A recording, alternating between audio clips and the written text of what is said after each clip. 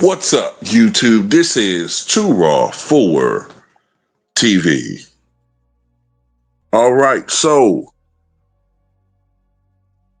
let's be spiteful here. Let's be spiteful because I'm on that shit right now. So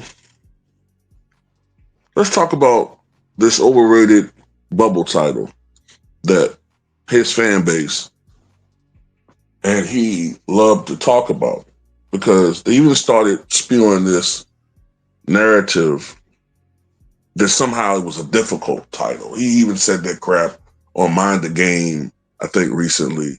Not recently, but a couple months ago on his podcast with, I think, Steve Nash. He tried to spin some shit about it was somehow one of the more difficult championships to win, which is absolute bullshit.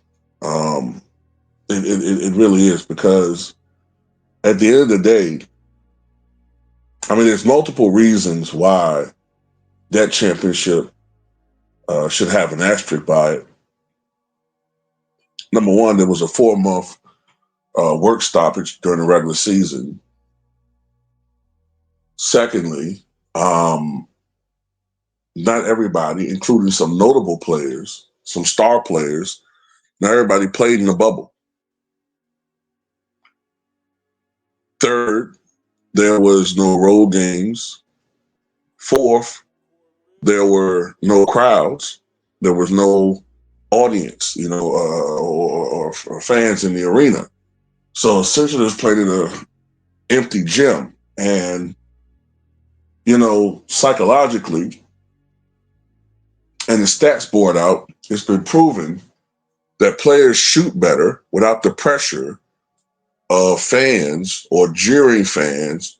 Your depth perception is better when you don't have fans, the heads moving or waving, signs or the little different items they have, and the sound of the crowd. You're able to concentrate better. That's one of the reasons why. If you go back and look at the NBA Finals in 2020, it's one of the reasons why Rajon Rondo was shooting like Steph Curry or Klay Thompson out there. And my last point before I go into this one is that it's the lowest rated finals in NBA history. Now, you could argue because it was competing against Monday Night Football or the World Series, whatever. It's the lowest rated finals. And it's interesting that was a finals where LeBron couldn't rely on star power from other players. He couldn't rely on Steph Curry. He couldn't rely on, Dirk Nowitzki. I'm talking as far as the other team. He couldn't rely on, the Spurs, or he couldn't rely on Kevin Durant, James Harden, and Russell Westbrook. But another reason why that ring shouldn't be held in high esteem is that the Lakers were allowed to do something that no other team was allowed to do. And that's practice. Because remember, this was during the pandemic. This is when people were quarantined. This is when we were socially isolated from one another. But yet, the powers to be allowed LeBron James and the Lakers supposedly to go to some, they didn't say who, but some rich millionaire's home, which had a replica of the Lakers court in his house, right? And they were allowed to practice. So does that not give them a distinct competitive advantage over everybody else in the bubble, on top of all of the other nonsense that was spewing? Because remember, LeBron James was against the season restarting. He was against the season restarting that year. But he changed his mind when his inner circle got in his ear and said, look, you can have a huge advantage over the rest of these guys. Some players had gotten out of shape. Some players were just not interested in starting up the season. You know what I'm saying? Some players were really dealing with some serious off the court issues. I mean, if you recall, I think Karl Anthony Towns lost his mother. I think he lost like several family members. A lot of people going through absolute agony. And their last thing they was even thinking about was basketball. Right? So anyway, this is an old clip from, I think, 2021. And this is from Bill Simmons, and he's talking to JJ Redick, who at the time might have been a member of the Mavericks, or he might have been with the Magic before I can't remember. But anyway, he was still a player toward the end of his career. And listen to this conversation. What are you expecting when the season actually comes back, just from people's games? Like, have you heard there's all this LA rumor right now, and I haven't been able to crack it, of all the Lakers are playing at some rich guy's house, and it's all like, nobody talk about this. But have you heard about like different rumors and what teams are doing and all that? Are you expecting people to show up out of shape? What do you think?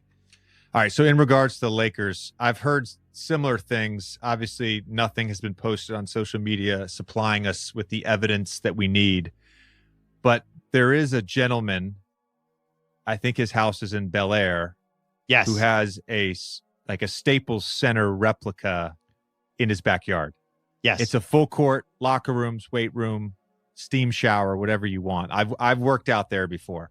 My assumption is those guys are working out there. That would make a lot of sense. And he gets great stories for his friends at cocktail parties, like no doubt. a year and a half from now. Like, no hey, doubt. Just FYI, remember the quarantine? Yeah. So that's what's in it for him, right? Yeah, for sure. I mean, I think, but look, I never played for the Lakers, and like, you've seen videos of like a couple summers ago, Chandler Parsons was in there a bunch. John Wall's been in there. Like, guys, if they're in LA, that's one of the gyms that we can have access to as players. So there you go. Okay, so I was a little bit off. That was actually, if they're saying the season was getting ready to start back up, so I believe this was July of 2020. So JJ Redick, I think he might have been with the Magic then. I want to say he might have been with the Magic, and that was 1 year before he retired. So they already knew then. They already were hearing then that they were practicing, getting ready to come into the season. Where everybody else was just, you know what I'm saying? In the so-called rat-infested, what was it? These rat-infested hotel in the bubble in Orlando, whatever it is that they're supposed to have been in, where everybody's complaining about the room service and the quality of the rooms or whatever. So yeah, that championship, this is why a lot of us say 3.5. He has 3.5 championships instead of 4, because nobody respects that title. Hell, I remember people saying that the Spurs championship in '99 didn't count because that was a 50-game schedule. But at least, you know what I'm saying, with that, man, they played 50 games in a span of 3 months. They played 50 games in like 3 months. There was some weeks they was playing like 4 games in 5 or 6 days. That's why the scoring was down, but at least they were actually, you know what I'm saying, going through the grind of the season. It was like there was only 50 games, but it was really condensed. So if you're going to put an asterisk on that season, what do we do with the bubble? Anyway, that's all we got. That's all I got to talk about in this one, man. Tell me what you guys think.